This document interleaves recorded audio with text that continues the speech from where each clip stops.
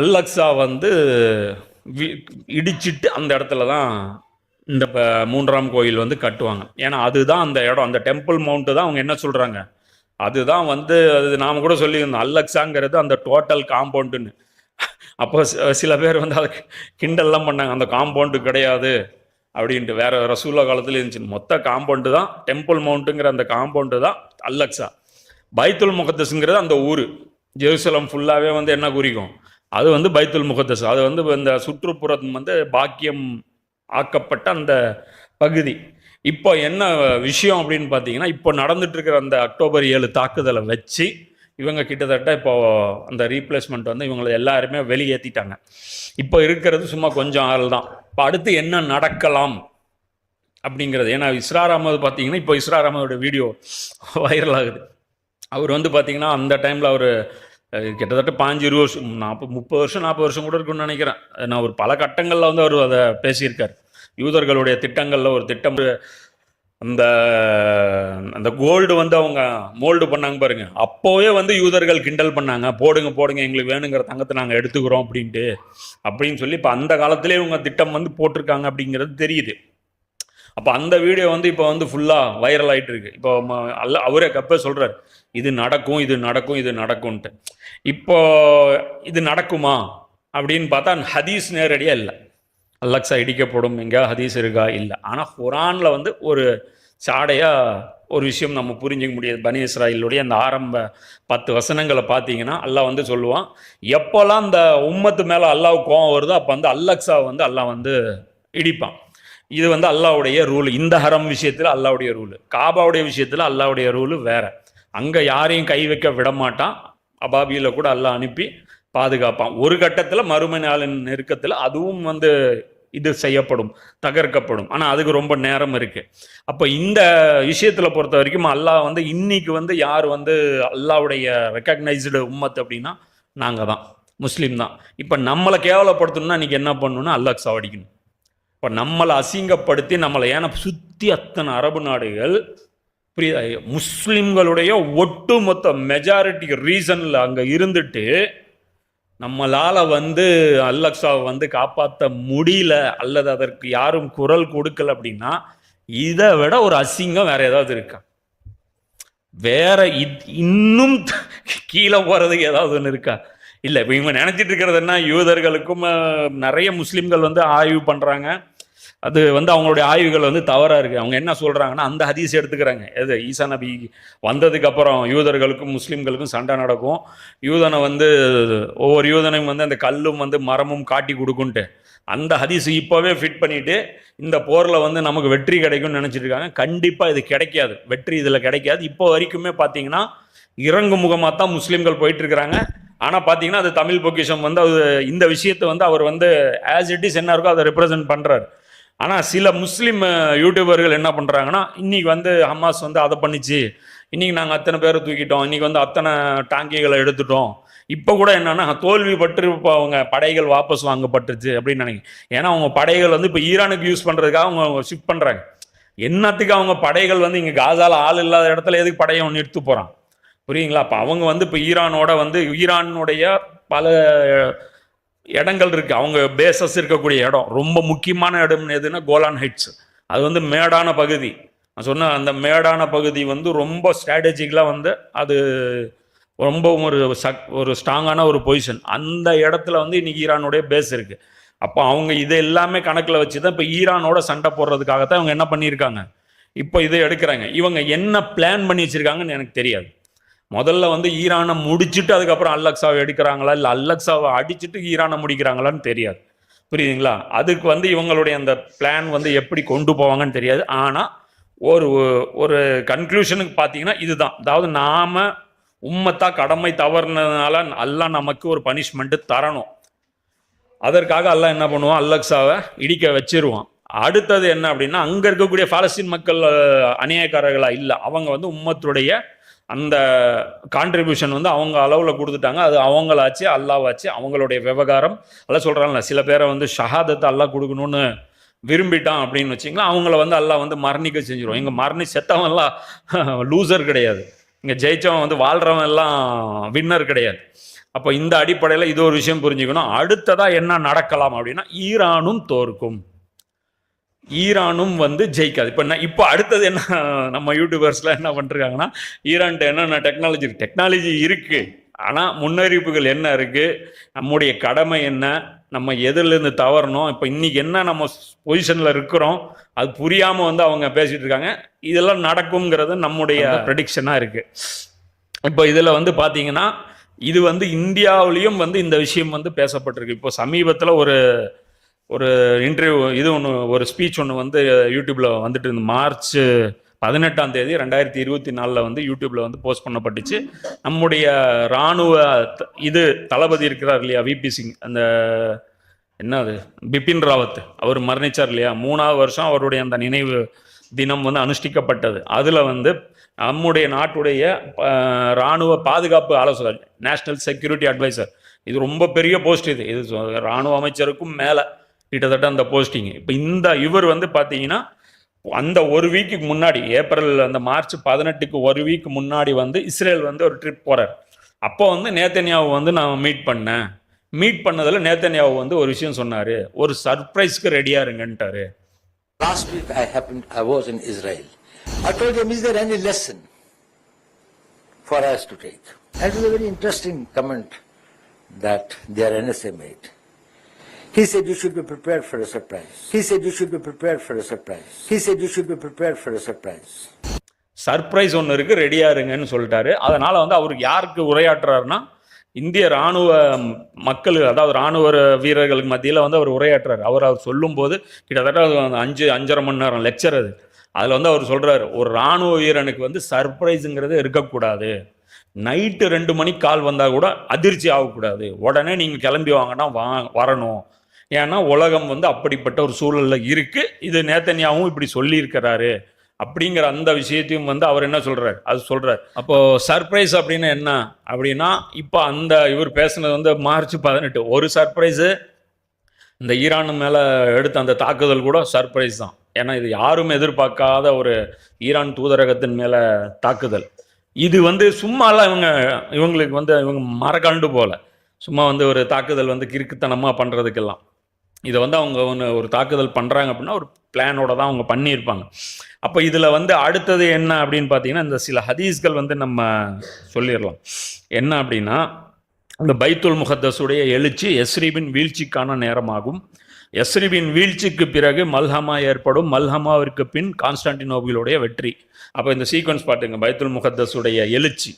அப்போ பைத்துல் முகத்தஸுடைய எழுச்சி அப்படின்னா முஸ்லீம்கள் கையால் எழுச்சி இல்லை, யூதர்களுடைய கையால் எழுச்சி. ஏன்னா பைத்துல் முகத்தஸ் முஸ்லீம்கள் கையால் எழுச்சி பெற்றா மதீனா ஏன் வீழ்ச்சி அடைய போகுது, புரியுதா இல்லையா? இப்போ மதீனாவுக்கு ஆபத்து அப்படிங்கிறப்போ இஸ்லாமிக் சிஸ்டமுக்கு ஆபத்துன்னா அப்போ யூதர்களுடைய சிஸ்டம் வந்து மேலோங்க போகுது அப்படிங்கிற. இதுக்கப்புறம் மல்ஹம்மா வரப்போகுது நபிசுல்லான்னு சொல்கிறாங்க. அதுக்கப்புறம் மல்ஹம்மாவுக்கு அப்புறம் கான்ஸ்டான்டினோபிளுடைய வெற்றி. கான்ஸ்டான்டினோபிளின் வெற்றிக்கு பின் தஜ்ஜாலுடைய வெளிப்படுதல் இருக்கும். இது சொல்லிட்டு ரசூல்லா சொல்கிறாங்க, முஆத் பின் ஜபல் அவங்களுடைய அந்த தொடையில் வந்து தட்டி, நீ இங்கே நின்று இருப்பது எவ்வளவு உண்மையானதோ இவை அனைத்தும் நடப்பது அந்த அளவுக்கு உண்மையாக நடந்தே தீரும் என்று நபி ஸல்லல்லாஹு அலைஹி வஸல்லம் அவர்கள் சொன்னாங்க. இது வந்து அபுதாவுதில் 4294 ஹதீஸ், அஹமதில் வந்து 12847, இஸ்லாம் 360 நம்பரு. சரியா? இப்போ இந்த அடிப்படையில் பார்க்கும்போது இது சம்பந்தமாக வேற ஹதீஸ்களும் வந்து நம்ம பார்க்க முடியுது. முஸ்லிம் படை ஒன்று கான்ஸ்டான்டினோபிளை ஜெயிக்கும் என்று நபி ஸல்லல்லாஹு அலைஹி வஸல்லம் அவர்கள் கூறினார்கள். பிறகு தஜ்ஜால் வெளிப்படுவான் என்று நபி ஸல்லல்லாஹு அலைஹி வஸல்லம் அவர்கள் குறிப்பிட்டார். இது முஸ்லீமில் 7278 ஹதீஸ். அதே மாதிரி அஹமதில் வந்து ஒரு பலவீனமான ஹதீஸு, அது வந்து பார்த்திங்கன்னா 12417. குஸ்துன் துனியா நிச்சயம் வெற்றி கொள்ளப்படும், அதன் அமீர் சிறந்த அமீராக இருப்பார், அந்த படையும் சிறந்த படையாக இருக்கும் என்று நபி ஸல்லல்லாஹு அலைஹி வஸல்லம் அவர்கள் கூறினார்கள். அப்போ இந்த அமீர் யார்? இந்த அமீர் வந்து மேபி இமாம் மஹதி அப்படிங்கிறது தான் இம்ரான் ஹுசைன் அவங்க சொல்லக்கூடிய ஒரு இதையும். இது வந்து நாம் வந்து கன்சிடர் பண்ணல, கணக்கில் எடுக்கலன்னு நினைக்கலாம். ஜோ பைடன் வந்து இமாம் மஹதி பற்றி பேசுகிறார், ஹிடன் இமாம். And I realized how little I knew about the details of Islam. I knew about it, but I didn't know the difference that existed. I didn't know what the hidden imam. I didn't know what the hidden imam. I didn't know what the hidden imam. So I went out and I hired a full professor of Islamic studies, who came to work with me. He thought he was only staying a year. Every Wednesday he had lunch with me and he said, "How much more do you need to know?" But all kidding aside, I really mean it. I know very well eschatology, Islamic eschatology அவன் சொல்கிறான். யார்? Joe Biden வந்து சொல்கிறாரு, I know very well, அதுக்குன்னே ஆள் நியமித்து வச்சுருக்கிறேன், என்கிட்ட உலமாக்கள் டீம் இருக்குது, அவங்க ஃபுல்லாக அதை வந்து எனக்கு வந்து பாலிசி வந்து ரெடி பண்ணி கொடுக்குறாங்க அப்படிங்கிறேன். புரியுதா? அவர் வந்து ரொம்ப மோசமான ஒரு ஹார்டு கோர் ஜைனிஸ்ட். இவர் யார்? பைடன் வந்து சாதாரண ஆள் கிடையாது. ஏன்னா அவர் வந்து இன்னொரு இடத்துல சொல்லுவார், நான் வந்து யூதனை விட ரொம்ப ஒரு படி மேலே ஜைனிஸ்ட்டு அப்படின்னு சொல்லிட்டு அவர் சொல்லிடுவார். சரியா? அப்போ அந்த அடிப்படையில் பார்க்கும்போது இது ஒரு சினாரியோ பொறுத்திக்கிங்க. அப்போ கான்ஸ்டான்டினோப்பிளுடைய அந்த வெற்றியும் இந்த மல்ஹமாவிற்கும் மத்தியில் எவ்வளோ டைம் இருக்கும், டைம் ஃப்ரேம் எவ்வளோ இருக்கும் அப்படின்னு எடுக்கும்போது 6 வருஷம் அப்படின்னு இருக்கு. 7வது வருஷம் தஜ்ஜால் வெளிப்படுவான் அப்படின்னு இருக்கு. அப்போது இந்த டைம் எடுத்துக்கங்க. இந்த ஹதீஸ் பார்க்கும்போது இது 4295வது ஹதீஸா அபுதாவுதில். இதில் வந்து அபுதாவுத் இமாம் என்ன சொல்கிறாரு, 7 மாதம்னு ஒரு செய்தி இருக்குது, 7 வருடம்னு செய்தி இருக்குது. ஆனால் 7 வருடம்ங்கிற அறிவிப்பு தான் பலமானதுங்கிறேன். இப்போவே பாருங்கள், உக்ரைன் போர் ஸ்டார்ட் ஆகி 2 வருஷம் ஆச்சு, டைம் போனதே தெரியல. இப்படி தான் வந்து நடக்கும். அதாவது கடைசி கட்டத்தில் தான் நியூக்ளியர் வந்து எரிவாங்களே தவிர முடிஞ்ச வரைக்கும் யாருமே என்ன பண்ண மாட்டாங்க, நியூக்ளியர் வந்து பயன்படுத்தணும்னு ட்ரை பண்ண மாட்டாங்க. முதல்ல வந்து கன்வென்ஷனல் வார் தான் வந்து எல்லாருமே வந்து ப்ராக்டிஸ் பண்ணுவாங்க. இப்போ எதுக்காக இந்த விஷயம் நம்ம இன்னைக்கு கையில் எடுத்தோம், எதுக்காக இது வந்து சீக்கிரம் வந்து நடக்குன்னு எதிர்பார்க்குறோம் அப்படின்னு பார்த்தா, இந்த அமெரிக்கா வந்து போர் நிறுத்தத்தை பற்றி 2-3 தடவை ஸ்ட்ராங்காக சொல்லிடுச்சு. இந்த வாரம் போர் நின்றுன்ட்டு பைடன் வந்து அது தெளிவாக சொல்லிட்டார். அப்படி சொல்லியும் நடக்கலை. இது வந்து ரொம்ப பெரிய அசிங்கம். இது வந்து அமெரிக்கா வந்து வல்லரசு பதவியை இழந்து விட்டதற்கான அடையாளம். இது 2 தடவை வந்து அனௌன்ஸ் பண்ணிட்டாரு, இந்த கம்மிங் மண்டே வந்து நின்றுரும் அப்படின்னு. ஆனால் அதுக்கப்புறமும் தாக்குதல் நடந்துச்சு. இது சொல்லிகிட்டே இருந்தார். இதுக்கு அப்புறம் என்ன நடந்திருக்குன்னா, வேர்ல்டு கிச்சன் சென்டர்னு ஒன்று இருக்குது.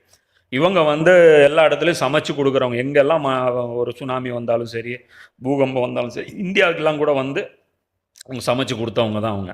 அது வேர்ல்டு கிச்சன் சென்டர். எப்படி ஒரு யூஎன் மாதிரி ஒரு ரெட் கிராஸ் இந்த மாதிரியான இந்த உலகளாவிய அமைப்பு இருக்கும். அதில் ஒரு நாடு 2 நாடு இல்லை, உலகத்தில் இருக்கிற எல்லா மெம்பர்ஸும் சேர்ந்து இருப்பாங்க. அதில் வந்து பார்த்தீங்கன்னா ஸ்பெயினுடைய குடிமகன், ஃப்ரான்ஸுடைய குடிமகன், இவங்க எல்லாருமே சேர்ந்து அதில் இருக்கிறாங்க ஒரு டீமாக.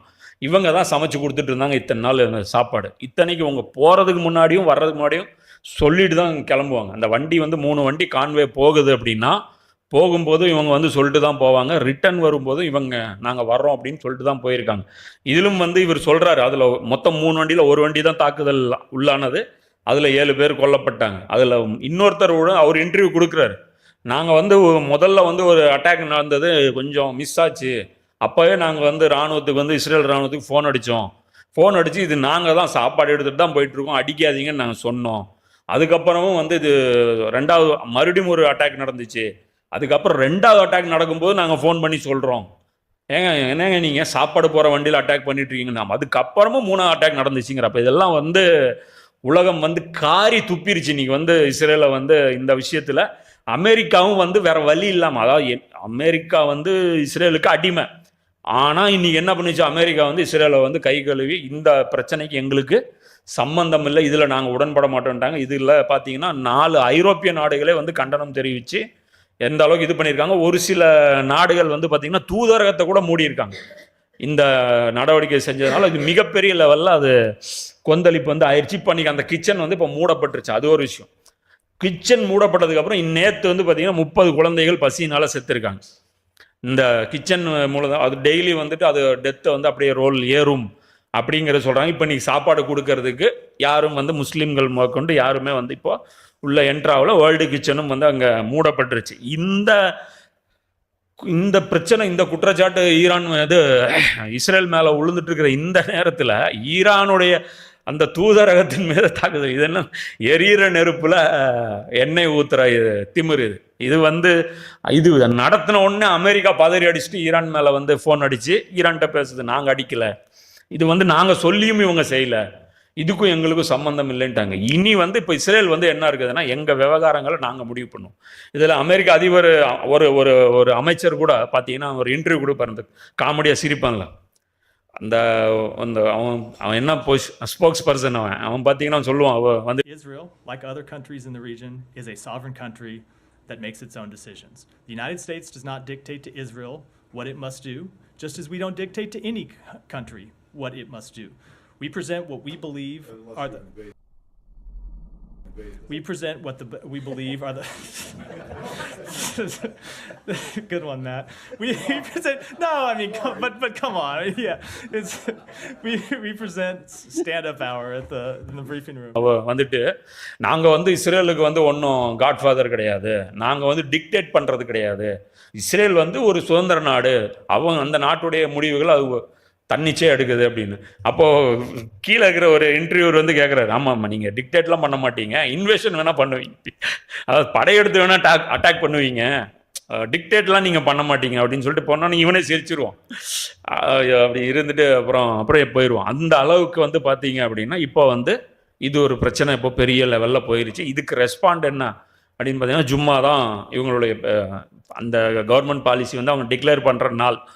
என்ன அந்த ஜும்மா வந்து இவங்க வந்து ரெஹபர் வந்து சொல்லிட்டு இருக்காரு, என்ன சொல்லிக்கிறாருன்னா கடுமையான பதிலடி கொடுக்கப்படும்.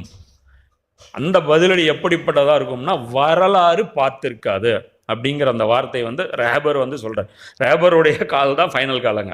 அங்கே பிரைம் மினிஸ்டரோ இராணுவ தளபதியோ அவங்கெல்லாம் வந்து இது கிடையாது. அங்கே அந்த ரெஹபர் என்ன சொல்கிறாரோ அதுதான் கால். இப்போ வந்து அது நடந்த உடனே பார்த்தீங்க அப்படின்னா அங்கே வந்து இஸ்ரேல் வந்து ஒரு ஹை அலர்ட்டுக்கு வந்துருச்சு. அப்போ அதனால தான் ரஃபாவில் இருக்கக்கூடிய பார்டர் அந்த ஆர்மியெல்லாம் என்ன பண்ணிட்டாங்க, இப்போ கொண்டாந்து ஈரானை வந்து அட்டாக் பண்ணால் எப்படி அதை வந்து டிஃபெண்ட் பண்ணுறது, ஈரான் மேலே எப்படி பதில் தாக்குதல் பண்ணுவது, ஸோ இந்த மாதிரி விஷயங்களுக்கெல்லாம் பண்ணியிருக்காங்க. இப்போ வந்து ஈரான் வந்து ஃபோன் பண்ணி அமெரிக்காவுக்கு சொல்லிடுச்சு, நடுவில் நீ வரக்கூடாது, இப்போ நாங்களாச்சு ஈரான் ஆச்சு, இதாவது இஸ்ரேல் ஆச்சு, நீ நடுவில் வரக்கூடாது அப்படிங்கிற இந்த எச்சரிக்கை அவங்க கொடுத்ததுக்கு அமெரிக்கா என்ன சொல்லிடுறான், நீ அடி ஒன்றும் பிரச்சனை இல்லை, நான் இஸ்ரேல் விஷயத்தில் நான் தலையிட மாட்டேன், ஆனால் எங்கள் பேசஸ் மேலே அடி விழுந்துச்சுன்னா நான் இறங்குவேன் உள்ள. இப்போ இது ஒரு த்ரெட்னிங், புரியுதுங்களா? இப்போ எங்கள் பேஸ் இவங்க பேஸ் எங்கே இருக்கு? சவுதி அரேபியாவில் 28 இடத்துல, அதாவது அரப் கண்ட்ரீஸில் வந்து 28 இடத்துல நேட்டோடைய பேஸ் இருக்குது. அது இல்லாமல் இஸ்ரேல் முழுக்க இவங்களுடைய பேஸ் இருக்குது. இஸ்ரேலில் எங்கே போட்டாலும் இவங்க பேஸ் மேலே தான் போடணும். அல்லது இஸ்ரேல் இப்போ இன்றைக்கி இருக்கிற பிரச்சனைக்கு என்ன பண்ணோம், இஸ்ரேலே போட்டுட்டு நாங்கள் போடல ஈரான் போட்டுச்சு. இது பொய் சொல்கிறதுக்கு இவங்களுக்கு சொல்லியா தரணும், திருட்டு பசங்க. அப்போ இது ஒரு சினாரியோ புரிஞ்சுங்க இப்போ எப்படி பில்ட் ஆகிருக்குங்கிறது. இப்போ நான் இந்த வீடியோ போஸ்ட் பண்ணும்போது கூட போர் ஸ்டார்ட் ஆகிருக்கலாம் சொல்ல முடியாது.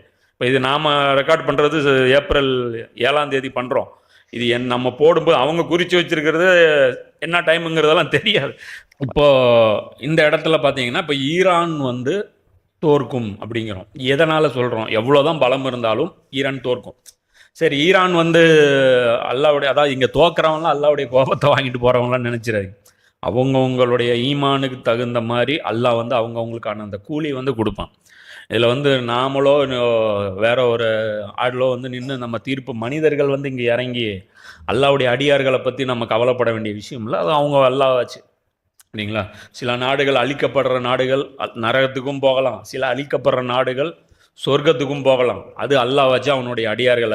ஏன் நான் ஈரான் வந்து டெஃபினட்டாக தோற்கும் அப்படின்னு சொல்கிறேன்னா, இந்த ஹதீஸ் சில்சிலா அஸ்ஸஹியாவில் வந்து அல்பானியோடைய அந்த புத்தகத்தில் வந்து 2083 இஸ்லாம் 360 அடிச்சிங்கன்னா இதோட இங்கிலீஷ் வெர்ஷன்லாம் கிடச்சிரும். நபி ஸல்லல்லாஹு அலைஹி வஸல்லம் அவர்கள் கூறினார்கள், நீங்கள் அரபு தீபகற்பத்தை போரிட்டு வெல்வீர்கள். அரபு தீபகற்பத்தை நீங்கள் அட்டாக் பண்ணுவீங்க, ஜெயிப்பீங்க ஃபஸ்ட்டு. ரெண்டாவது, பிறகு பாரசீகத்துடன் போரிடுவீர்கள், அதில் அல்லாஹ் வெற்றியை தருவான், இது ரெண்டாவது. மூணாவது, பிறகு ரோமர்களுடன் போரிடுவீர்கள், அதிலும் அல்லாஹ் வெற்றியை தருவான், இது தேர்டு.